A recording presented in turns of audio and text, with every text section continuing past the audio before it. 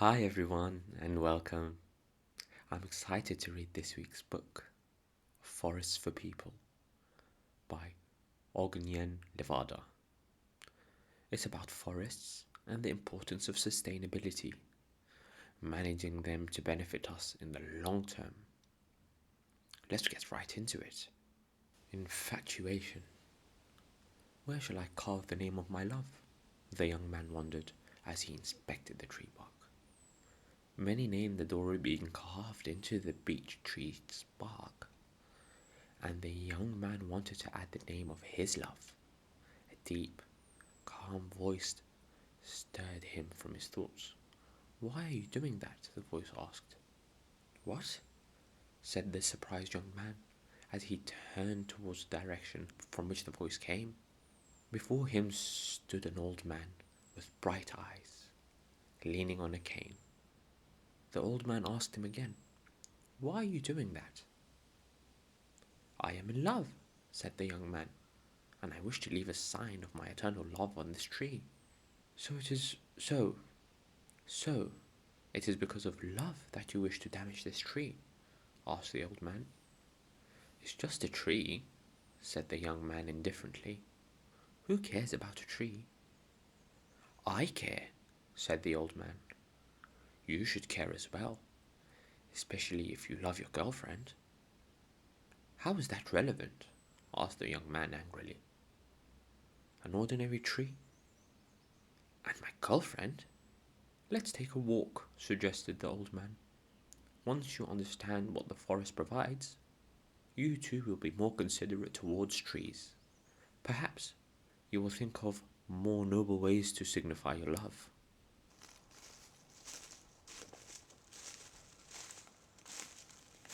Forest creations.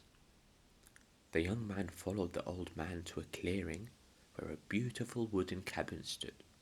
All around it were various objects that were also made from wood. Everything here is made of wood, the young man laughed. Now I understand why the forest is so important to you. You have understood well, young man, said the old man, but I am sure the forest plays a great role in your life as well.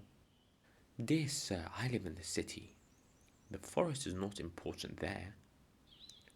You must have newspapers and books in your house, don't you? Asked the old man. What about furniture? Closets, tables, chairs? Our table is made of wood, said the young man, but our chairs are metal. And of course, the old man interrupted. Today, things are made from all kinds of materials, but you would be surprised to know just how many things come from the forest.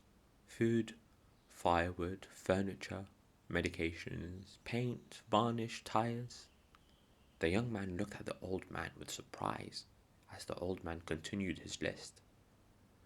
Parquet floors, corks, tea, spices, chemicals, telephone posts, toothpicks, even toilet paper. You do use toilet paper, don't you?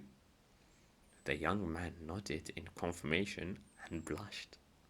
There you go, smiled the old man. Even in the city, you use things from the forest every day. Furthermore, the forest provides much more than even what I've told you.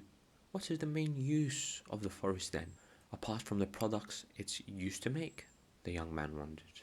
Take this wheelbarrow, said the old man. I need some help.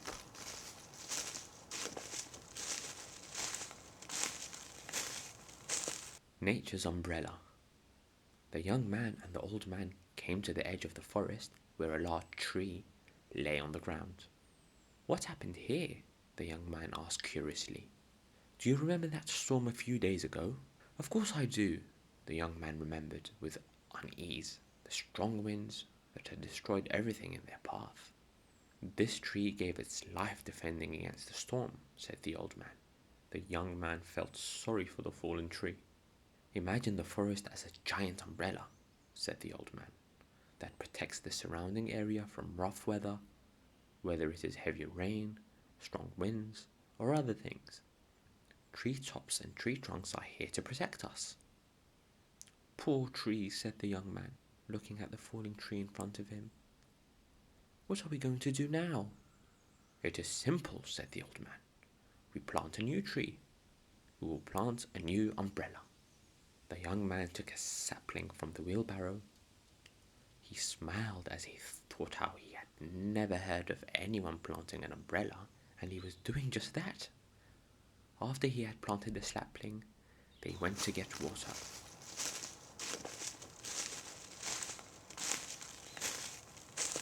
Guardians of the water. The young man and the old man came to a forest spring. The water was clear and fresh, just like the surrounding air. Did you know that the best water comes from the forest? The old man asked as he took a sip of water. The young man did not know that.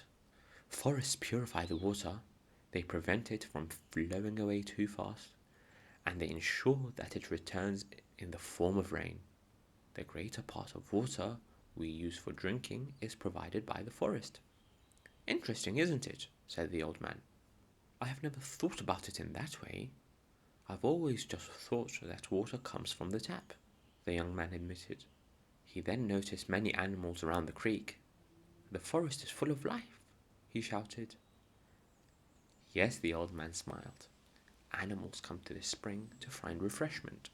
Don't think, though, that there are not other animals here besides those you can see.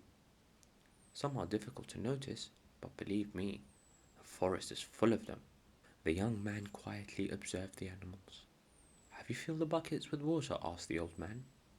I have, answered the young man. Good. Let's return to the planted tree. It could use some water.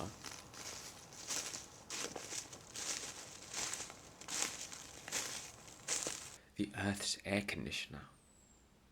The young man watered the planted tree, and the soil quickly absorbed the precious liquid. The tree was refreshed. Excellent work, said the old man with pleasure. We did a good thing. A delighted smile crossed the young man's face as well. In that moment, two hikers came by. They were talking. There's no better way to relax than a walk in the fresh air, said one. That's true, said the other, and took a deep breath of forest air. Luckily, in front of the building where I live in the city, several trees have been planted. It's not a forest, but those few trees make the air around my home better. There is no better air conditioner than the forest. After the hikers had left, the young man turned to the old man and said, I have noticed that myself. When it's very hot, the forest pleasantly cools the air, and when it's cold in the winter, it provides warmth. The forest is a wonderful air conditioner and a wonderful place to rest and relax. The old man said nothing. He just smiled with pleasure, and because the young man was beginning to understand the significant value of the forest. I don't remember the last time I took a walk in the forest, said the young man quietly, but I'm sure that from now on I will do it very often. That day, the young man and the old man continued to walk for a long time. They observed the wonders of nature and talked all the time. The old man talked about the great influence the forest had had upon the history of mankind. He named the trees and the characteristics by which they could be recognized. He talked about the animals, plants, soil, and many other things. The young man listened keenly. He was happy that he had discovered a new world, the world of the forest. It was something that he had never thought of before. He asked the old man many questions. To some, he did not receive any answers, but he decided to find out those answers by himself at home. The young man and the old man became great friends. As they were parting, the young man asked the old man for advice. How can I help the forest? He said. The old man looked at him with kindness and said, Respect it. Learn more about its worth. Remember that everything it provides us for on a daily basis. Help others to see that, then act with respect. The forest deserves our respect because of all that it provides to us. The young man and his lover went to the forest. as a symbol of their love, they planted a tree. "It's beautiful," said the girl, "but isn't a tree a little ordinary as a symbol of our love?" "Ordinary?" the young man laughed. "Let's take a walk.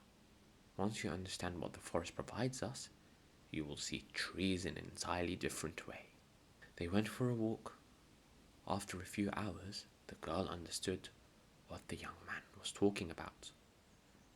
She was so very pleased that they had planted a tree as a symbol of their love. That means, she thought, that our love is truly great. Did you know? The forest is the ideal green factory. It only uses natural materials, carbon dioxide, water, and energy from the sun to produce substantial amounts of biomass, wood, leaves. The waste from its production process has a special name: oxygen. Almost 2/3 of the world was once covered by forests, but since then, more than half of its wealth has been destroyed by excessive deforestation. Forest areas the size of 7 football pitches are cut down each minute all over the world. More living organisms exist on a forest floor the size of 2 football pitches than the number of people living on the entire Earth. Each year, the world's total forest area continues to decrease. In Croatia, however, the situation is different because forests there are being managed in a sustainable way. That means that every year the number of trees grown is greater than the number of trees cut down. Based on an initiative by Croatia, the United Nations General Assembly declared 2011 as the International Year of Forests. The aim of this international year is to raise public awareness around the world as to the importance of sustainable managing and conserving all types of forests, as well as to their sustainable development. Only in doing so can we ensure forests exist for generations to come and for the benefits of us all. That was such a fun book. I learned a lot about forests and how special they are. I would like to give a special thanks to the author, Mr. Ognjen Livada, for such a great book and for keeping it free to the public, and our friends at freekidsbooks.org for making these books accessible for everyone. If you like this book, why not leave a comment to the author? I'll put a link in the description box. Also, don't forget to subscribe to get posted on my latest readings. Thank you and see you next time.